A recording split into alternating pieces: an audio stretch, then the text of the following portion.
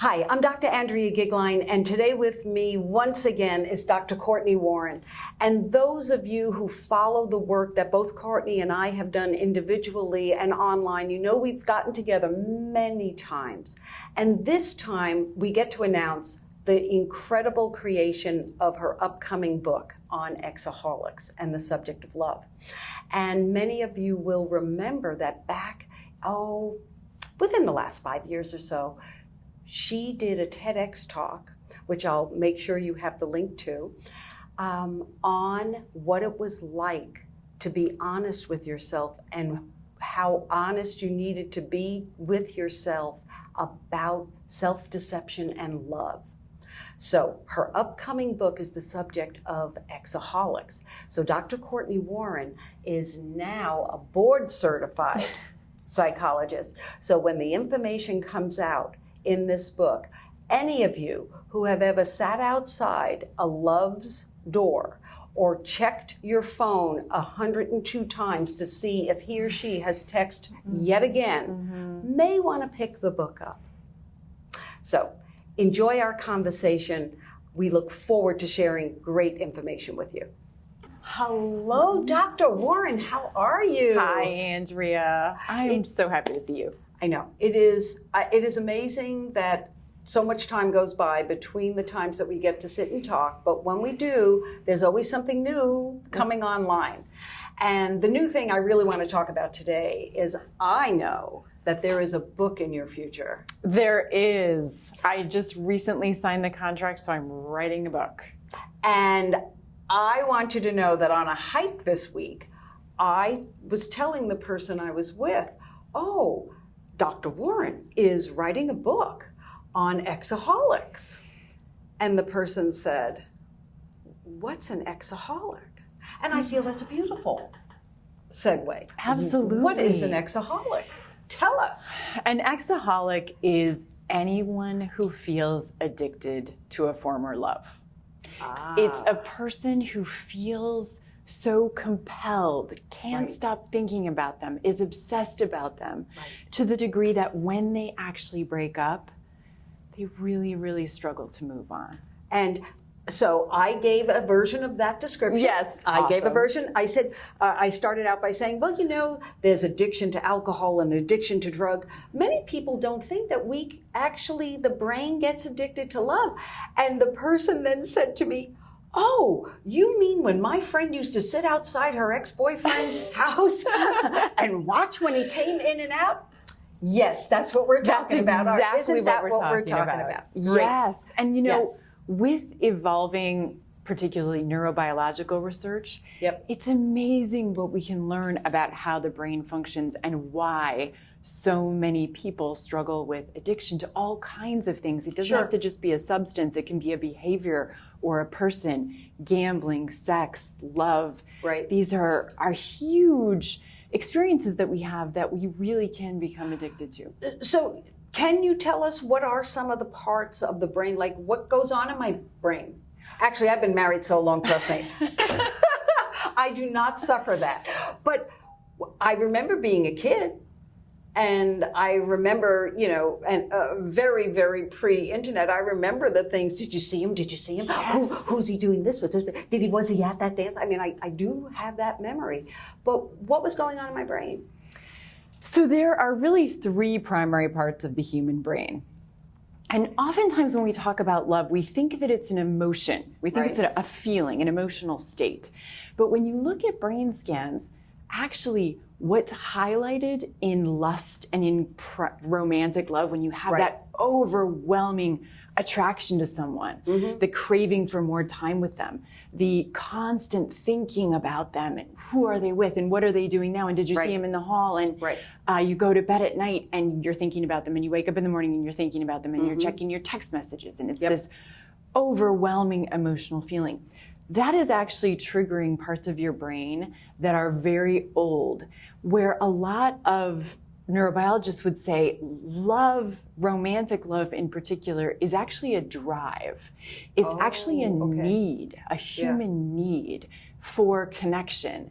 And that what it's really stimulating is not the neocortex, which is our thinking part of our brain, the part of us that makes us pretty uniquely human in our ability to look at consequences of our choices and to analyze our lives. Right. This is activating parts of your brain that are very old. They're the oldest part of your brain. This is so great because now I understand clearer for myself the contrast between the difference when you speak about love in exaholics and when I talk about loving the work that you do and what that all means. Because within positive psychology, love is not about an ancient feeling, although I'm sure there's parts of it, but it is about those momentary snaps, those spontaneous moments where you feel awe and gratitude and humor, and we get that way when we've had an achievement or about a person. That's why you can say, I love my work. Yes. Yeah.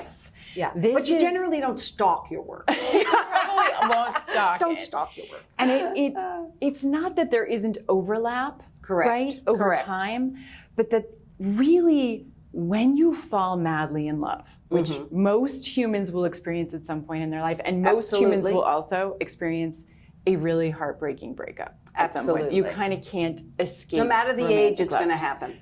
Age, culture, sex, it doesn't really matter. We're all going to experience it at some point.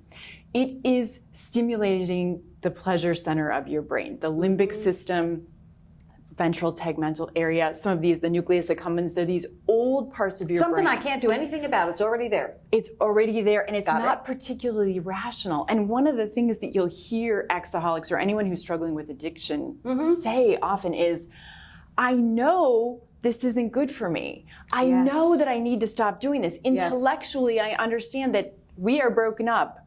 I need to move on, but I feel like I can't. I am compelled. I am yearning. I have cravings for this person. I can't stop thinking about that. It's so interesting. I just had a conversation yesterday with a friend that I'll call Jane.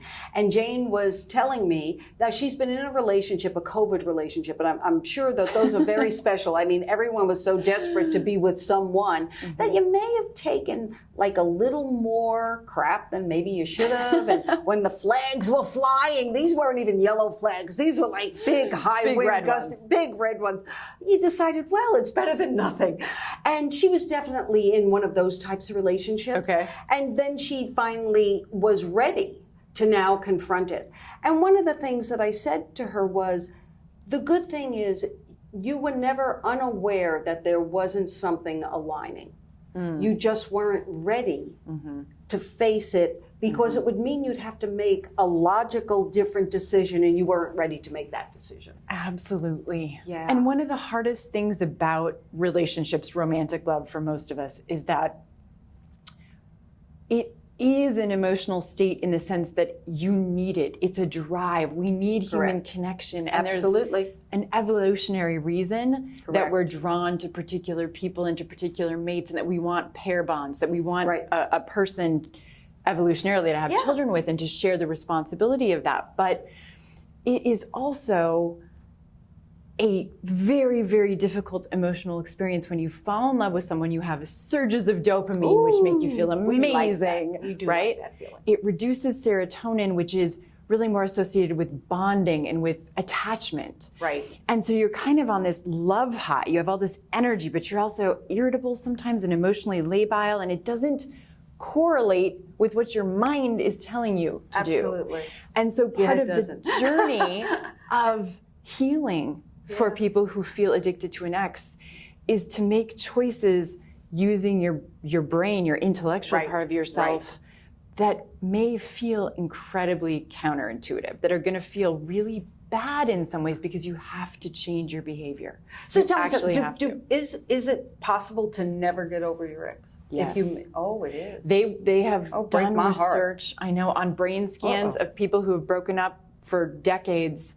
And if you show them a picture of their ex, their brain lights up like a firework in exactly the same regions that you would expect in romantic love. I do have people in my life that when they speak about their exes from decades ago, they still use crazy language. Like, wow, you're really giving it that much thought? Like, that was 20 years ago. That was 25 years ago. Really? Some people, if you don't work on it and if you Yes. don't really want So to that's move the key. forward. So putting the effort is like when they do the brain scans, are they actually showing you that the group who put forth no effort, the group that are wedded to the fact they can't get over this, do their brains look different? Do you know?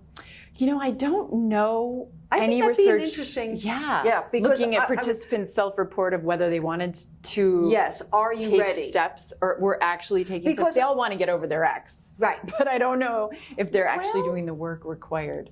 Yeah, I did have a client one time, and it was a great lesson. You know, you and I have spoken about how people get attached to us and within our professions because they can trust us at the highest levels, whatever they're working with us individually on, and that there comes times that they've done the work. They have the information. We've taught them everything. They've used it. No, you may like to be around and talk to me, but you really don't need to work with me anymore. Yeah. And this person had come to that point, and he was a male.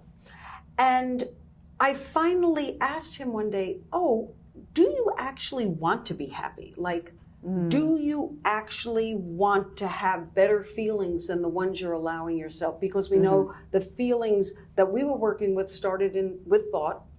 And so the question is, are you willing to change your thoughts? And to his credit, he said, I am not sure. Very honest. Exactly. You know, we love that. And I've encountered someone else in your field for sure, who announced to me that they were addicted to cocaine. And they said, the good news is I am aware. I'm honest with myself. I'm addicted. And I said, well, just make sure you're not using that honesty as an excuse. Like, oh, aren't I great? I'm being honest that I abuse this drug and it's destroying my life. Versus, you know, up until now, all I can be is honest. I haven't been willing to do what it takes to be honest and do something about it. You need the awareness to start. Yes. You need the self-evaluation and to be able to Absolutely. acknowledge the truth. Yep. But that's only going to get you so far. You So far. actually have to make changes. You Yeah. actually have to do something differently. Correct.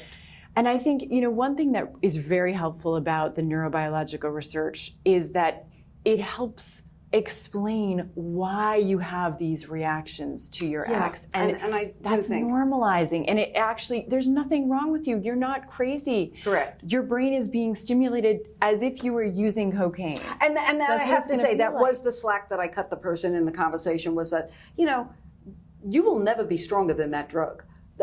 That drug makes you feel good. Let's be really clear. That drug makes you feel good. There is a reason why you're attracted to it.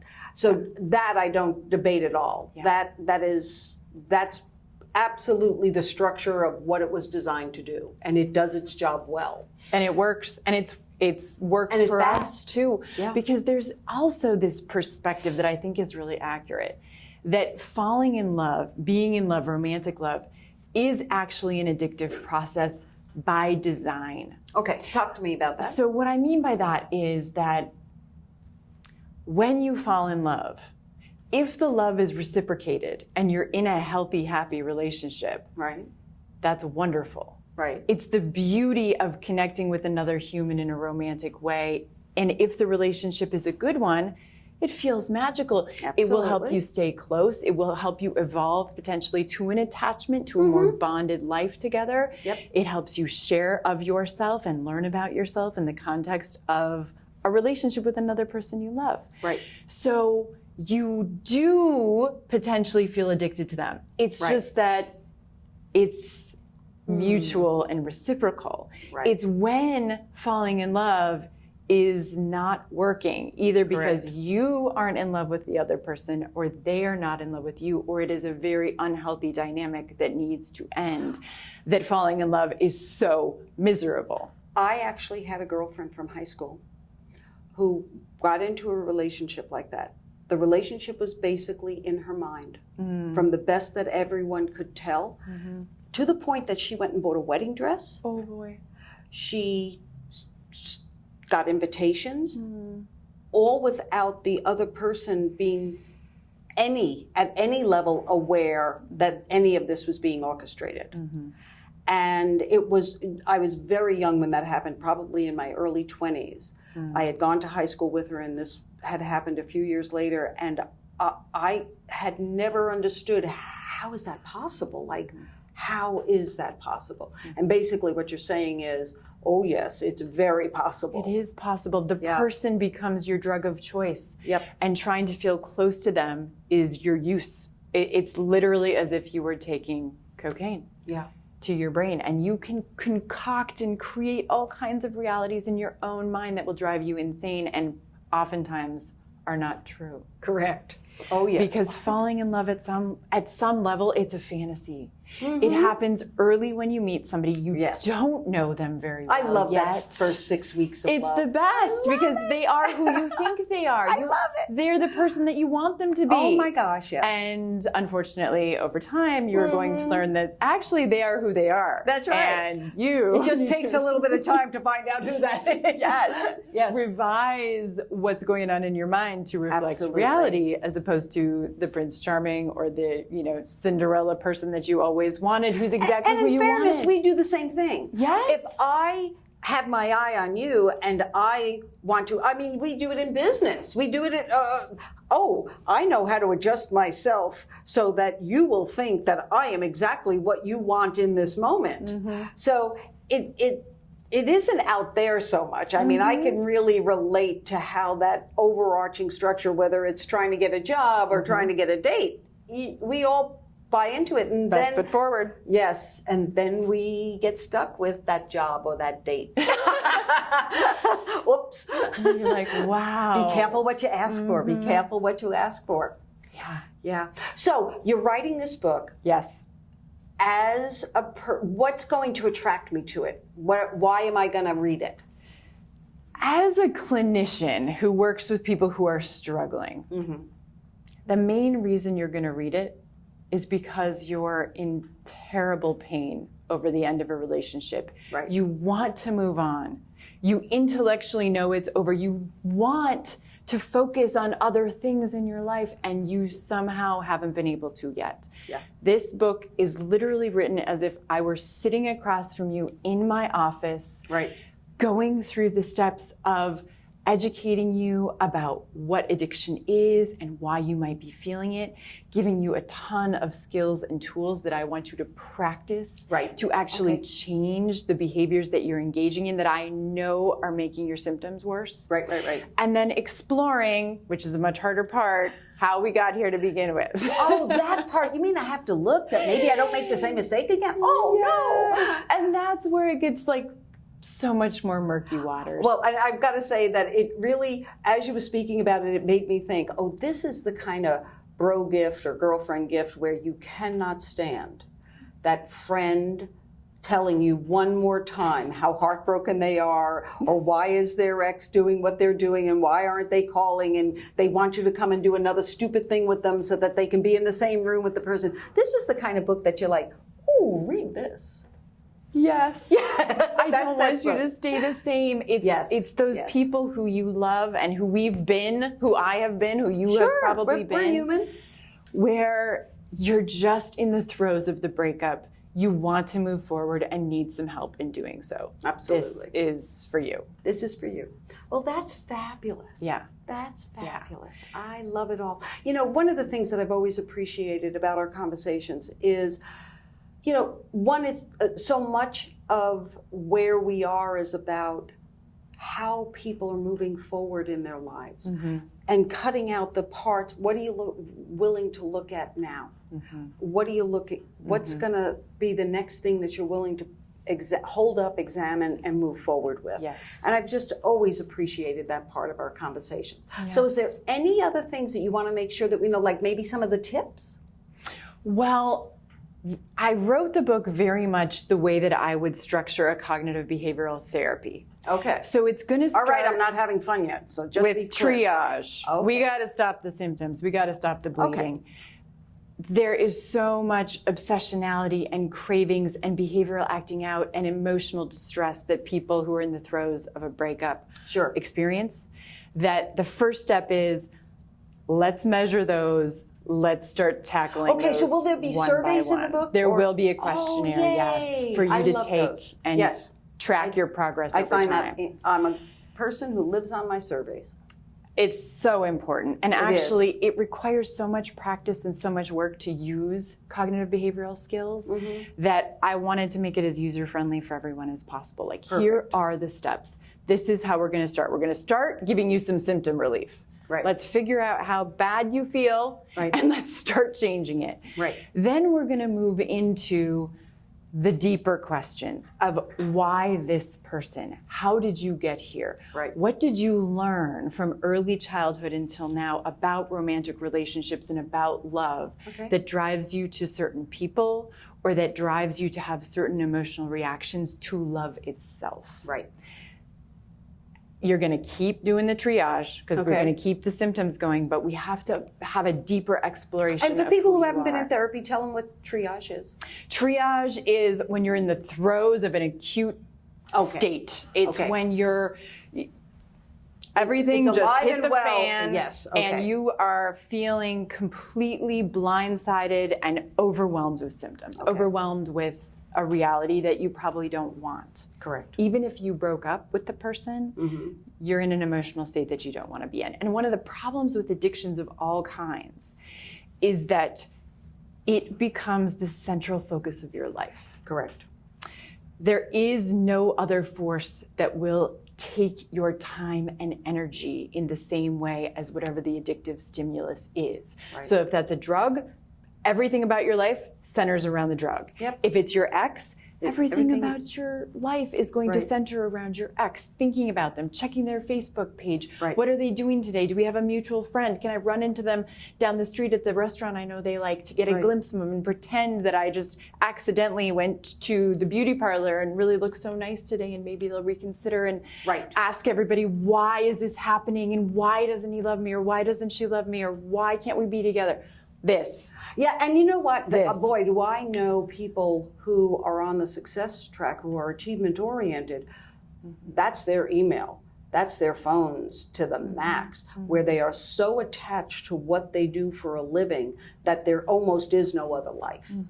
Yeah. And there are proposals for the Diagnostic and Statistical Manual, which is how we diagnose mental illness, for other process addictions. So right now, the only diagnosis is for problem gambling. Okay. Which actually you can receive a mental health diagnosis for, and would do a treatment very much like I'm describing. It's just that we would You mean center the around fantasy your that gambling. I'm only going to win? You're only going to win. I'm only going to win. And there are no real negative consequences. None. And it's just a lot of fun. And yes, after you lose your home and have broken all of your relationships and are left by yourself feeling miserable, yes, There is a problem, eh? there's a problem. Oh. But so for other process addictions that we call them, behavioral addictions, internet use is a huge one that is currently being considered, not in this DSM, but probably in a future one. There are people who can't get off of their electronics. There are people who feel addicted to pornography, who look at pornography every day. Absolutely. It's any time a stimulus or a behavior or a person becomes the central focus of your life with consequences that lead you to want to stop, but you feel like you can't. Right. That's really kind of the core criteria of an addiction. Well, as long as I know there are some who can't get over, but I've got to believe that what you're laying out is if I will do the work, Yes. I have a better shot of getting over it and building a better relationship as we go on. No question. And in fact, I think if you take the process really seriously, at the end, oftentimes, you find that they're not someone you'd be attracted to anymore. Yeah. Isn't that Isn't amazing that when you funny look how back that like, happens? how did I do that? Yes. I was with that person? Because at the end of the day, they're just a stimulus. And that doesn't mean that they're not a really great person, but they're probably not as special as you think they are. Well, and I think that all the various relationships that came out of COVID, my friend just being one of them, you were willing to tolerate things because the chances of being with other people was so limited that you would take whatever was available. And as we evolve out, then it's like, oh, wait a minute, let me look at this. Is this really, do I really like staying home that much? We all got excited about getting to stay home for a little while, but yeah, then it got to be a bit. Well, this has been absolutely delightful, and you are always delightful. And I know I'm looking forward to the book, even though I have no intentions on needing to get over a heartbreak anytime soon. There has to be something for super long-term marriages. I don't know what that is. Yes, there is. That will be another book. Another book. The next How to time. get over the fact that you want to be married for the rest of your life. Yeah. Well, thank you, Cortney. It was a delight to be with you. Thank you for having me. Yay! Loved it. Oh, Of course. That's an easy class. You betcha. Thank you so much for joining Cortney and I today. We have had fun, as we always do. Always. And the most important thing, if what we talked about resonated with you, please go to the links below. Cortney's talk, her TEDx talk, her links to her Psychology Today articles, and her website will give you a wealth of information to start you on the road. Also, you always know where to find me. I'm Dr. Andrea Goeglein. I am Dr. Success, and your life is made by every choice you make. Thank you for joining us. Thank you.